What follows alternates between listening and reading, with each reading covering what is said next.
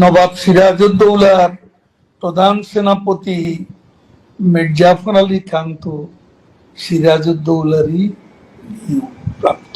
যদিও আমরা দেখেছি তাদের নীরব উপস্থিতির মুখে তাদের নাকের ডগায় ৩২ নম্বর বুলডোজার দিয়ে ধ্বংস করা হয়েছিল এবং তাদের উপস্থিতিতে সেদিন যে জঙ্গি হামলা ৫ই আগস্টে সেটাও তাদের নীরব উপস্থিতিতে সংঘটিত হয়েছে এবং কারো কারো মতে তাদের সায়ও ছিল, সমর্থন সূচক, সম্মতি ছিল, এরকমটাও আমরা জানতে পেরেছি।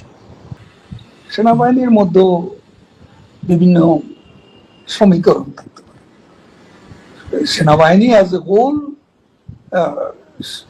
আমাদের মুক্তিযুদ্ধের বিরুদ্ধে, আমাদের বিরুদ্ধে তো যারা আছে তাদের সবাই মুক্তিযুদ্ধের বিরুদ্ধে।